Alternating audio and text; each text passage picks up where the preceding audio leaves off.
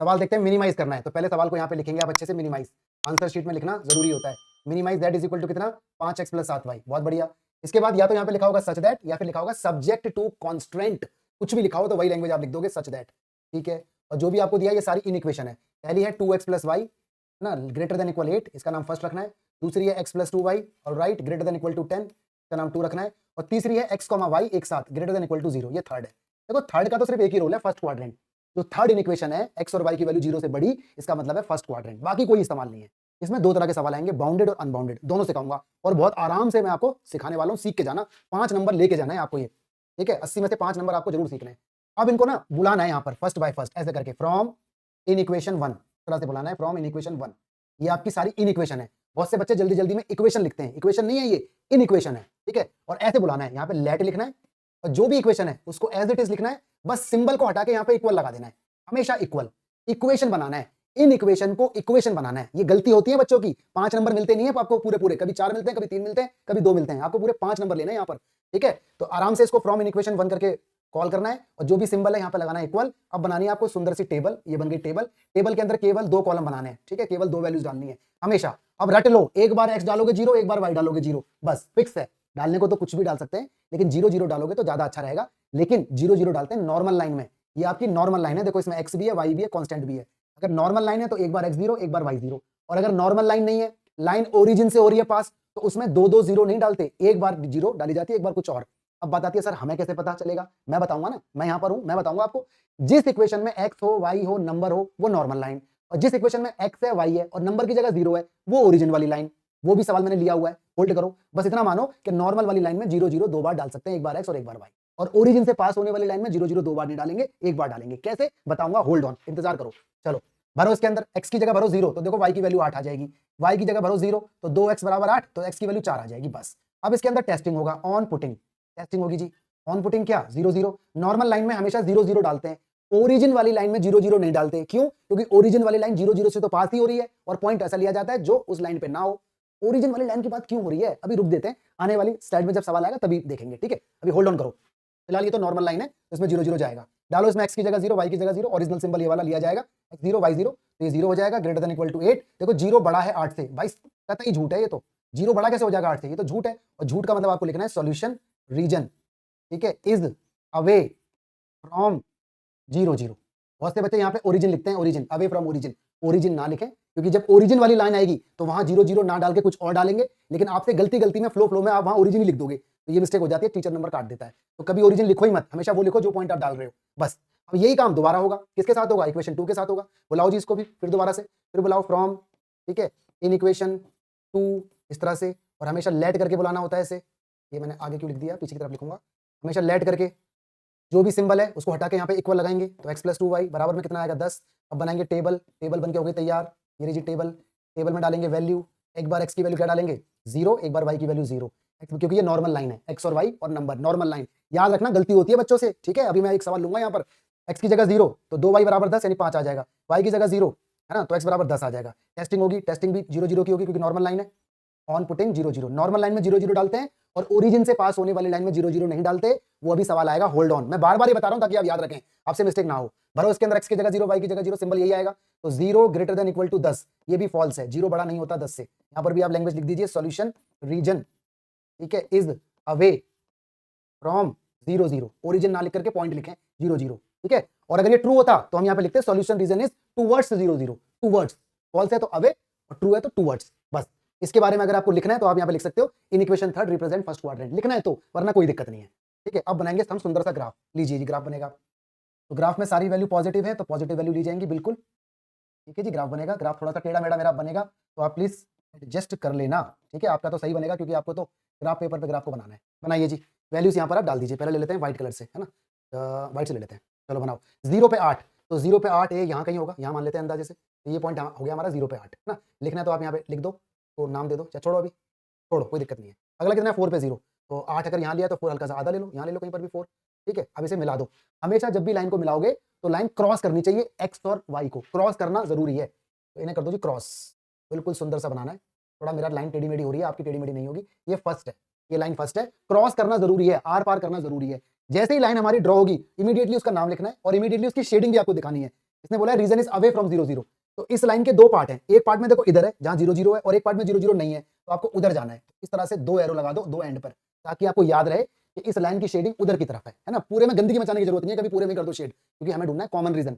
Common reason जब मिल जाएगा तो उसे करेंगे शेड, सिंगल सिंगल लाइन को शेड मत करो, कर भी सकते हो लेकिन मत करो, ताकि सवाल में हमें थोड़ी सफाई भी दिखे। तो बस एक लाइन पे दो तरफ लगा दो एरो, इधर और इधर, इससे आपको इंडिकेशन हो जाएगा। ठीक है, दोबारा आपको बता रहा हूं, जैसे ही ग्राफ बनाओगे, ग्राफ एक तो आर पार बनेगा, एक्स वाई को क्रॉस करेगा, ग्राफ बनते ही उसका नाम डालोगे, नाम डालते ही उधर एरो डालोगे, अगर फॉल्स आया है तो ओरिजिन से अवे रहोगे, ट्रू आया है तो टूवर्ड्स हो जाएगा। ये हो गया डन। अगला ले लो जी, अगला लेते हैं हम, ग्रीन से ले लेते हैं। ये रहा 0 पे 5, तो ये कितना था 0 पे 8, तो 5 यहीं कहीं होगा, यहाँ मान लेते हैं 5, अंदाजे से मान रहे हैं। ग्राफ पे तो आपको ब्लॉक बने होंगे ना, 1 2 3 4 5 6, वहां तो ब्लॉक हमेशा बने होते हैं। यहाँ कितना है 10 पे 0, 10 पे 0 यहाँ कहीं ले लेते हैं अंदाजे से। ठीक है, मिला दो जी इसे भी सुंदर सा, जब इसे मिलाओगे तो इस तरह से बन जाएगा। ये बन गया जी, हमेशा आर पार, आर पार बनते ही उसका नाम, नाम बनते ही उसके इंडिकेशन, ये भी आपका फॉल्स था तो ये भी अवे फ्रॉम 0 0। बस अब लेना है आपको अपना एरिया, अब लेना है आपको अपना कॉमन रीजन। तो देखो कॉमन रीजन आपका ये वाला है, ये वाला रीजन आपका कॉमन है। इस तरह से आपको शेड करके दिखाना है, बिल्कुल जैसे मैं कर रहा हूं वैसे ही आपको करना है। ये हो गया शेड, बस खत्म।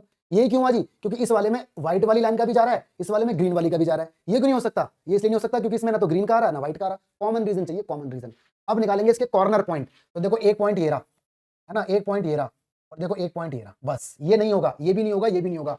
कॉर्नर पॉइंट वो होंगे जो शेडेड रीजन को टच करेंगे, कॉर्नर पॉइंट। और यहां पर आप लिख भी देना, ये आपका क्या है, अनबाउंडेड, ये आपका अनबाउंडेड फीजेबल रीजन है, अनबाउंडेड फीजेबल रीजन। ठीक है, इस तरह से पेपर में लिख के आप दिखा देना।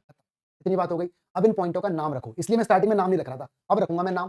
तो ये मेरा ए पॉइंट है, इसका नाम मुझे पता है 0 8 था, 0 और 8 ये इसका नाम है, ये 0 है और ये 8 है, इसका नाम ए रखा है। ये मेरा बी पॉइंट है, ठीक है, इसका ये देखो, ये आपको ग्राफ से मिल जाएगा। ऐसे करके जब जाओगे ना और ऐसे करके जाओगे तो ग्राफ ये पॉइंट आपको दे देगा। तो मुझे पता है ये पॉइंट कितना होगा, ये 2 पे 4 होगा। ठीक है, और आपको तो ग्राफ से मिल ही जाएगा यार, वहां तो ब्लॉक बने होंगे है ना, बॉक्स बने होते हैं तो ग्राफ से मिल ही जाएगा।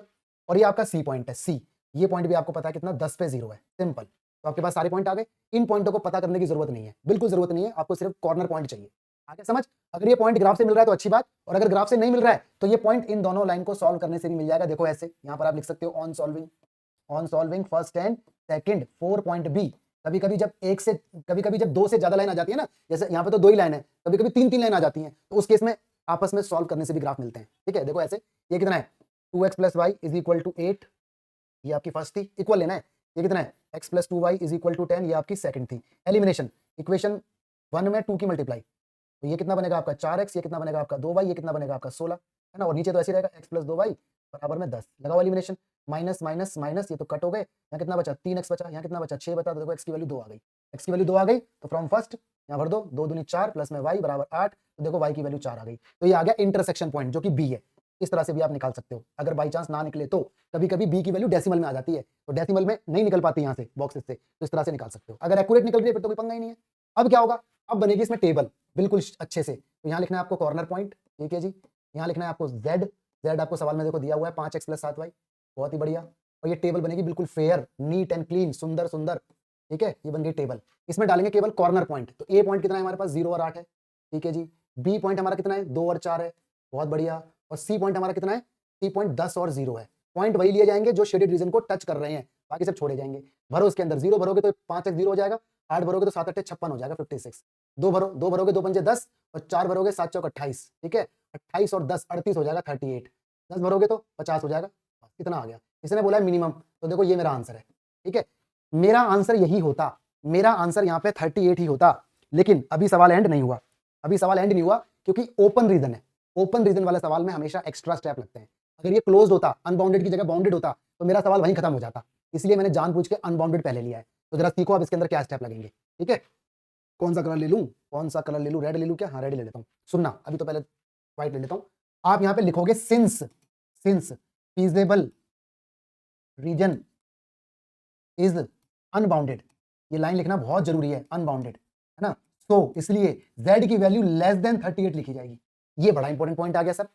अगर सवाल में बोल रहा है मिनिमम, और यहाँ पे क्या बोला है इसने, मिनिमम, तो z लेस देन जो आंसर आया वो लिखना है। अगर बोलता मैक्सिमम तो z ग्रेटर देन, और इनमें जो मैक्सिमम आता 56 वो लिखते। बड़ी इंपॉर्टेंट बात है, दोबारा सीख लो और सुन लो अच्छे से। अगर सवाल अनबाउंडेड आ जाए तो टेबल बनाने से बात नहीं बनेगी, टेबल के बाद भी स्टेप लगेगा। क्या लगेगा? पहले आप लिखोगे since feasible reason is unbounded, और सारा खेल z का है, ये z आएगा। अगर मिनिमम है तो लेस देन लगाना, और अगर सवाल में बोलता है मैक्सिमम तो ग्रेटर देन लगाना। इसके नीचे इक्वल मत लगाना, ठीक है, दोबारा से मिनिमम है तो लेस देन, ग्रेटर देन है तो मैक्सिमम, ठीक है, सॉरी मिनिमम है तो लेस देन और अगर मैक्सिमम है तो ग्रेटर देन लगाना है, यहाँ पे ध्यान रखना।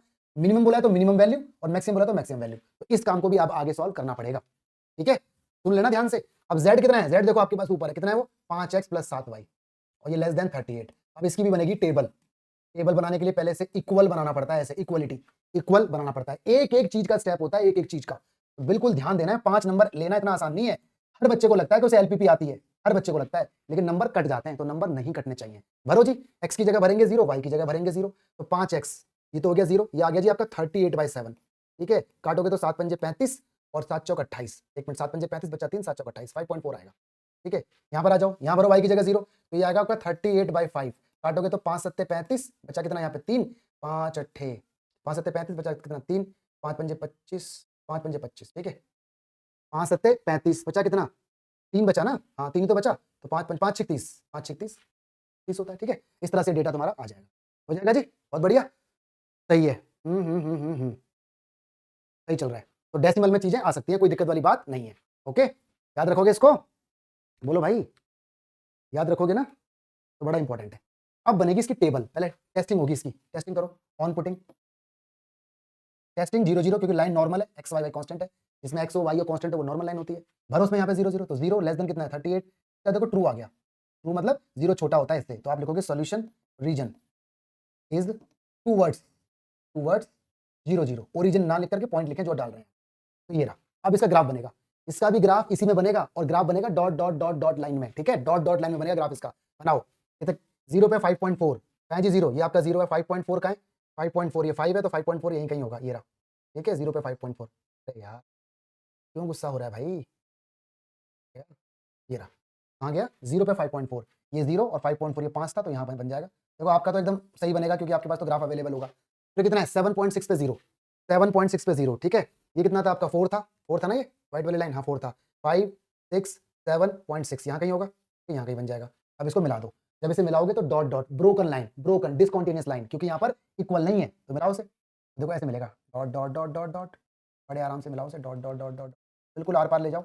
इसका नाम ऐसे रखो, इसका नाम रख दो फोर्थ नाम रख दो, ये आपकी फोर्थ इक्वेशन है, ठीक है, ये आपकी फोर्थ इक्वेशन है, ये रहा, और इसका एरिया इधर था, इसका एरिया नीचे की तरफ था, ऐसे आ गया। अब आप ये देखो, ये जो डॉट डॉट वाली लाइन है, क्या इसका एरिया फीजिबल रीजन के साथ मैच हो रहा है या डिसमैच हो रहा है, ध्यान से देखो भाई, डॉटेड वाली लाइन का एरिया इधर की तरफ आ रहा है और फीजिबल रीजन उधर की तरफ जा रहा है, मतलब कोई मेल नहीं है, कोई मेल नहीं है, बिल्कुल मिसमैच है, एक उधर और एक इधर मिसमैच हो रहा है, तो ये अच्छी बात है, अच्छी बात है। थोड़ा सोच सुनने में उल्टा लग रहा होगा कि सर ये तो उल्टा हो गया, ये अच्छी बात है, डॉटेड लाइन का एरिया इसके साथ मैच नहीं होना चाहिए, ठीक है। तो अब आप यहां पर लिखोगे since inequation fourth has no common area, ऐसे लिखना है, नो कॉमन एरिया, ठीक है। अगर कॉमन एरिया नहीं है तो minimum value of z is, तो वही आंसर है जो आया है 38 एट किस पर, इस पॉइंट पर, x की वैल्यू 2 पर और y की वैल्यू 4 पर, बस जी यही मेरा सवाल है, खत्म क्वेश्चन। तो बहुत से बच्चे जल्दी जल्दी में ये स्टेप नहीं करके आते, वो केवल टेबल बना के आते हैं, तो अगर टेबल बना के आओगे ओपन वाले में ये स्टेप नहीं करोगे तो नंबर नहीं मिलेंगे, याद रखना, ठीक है।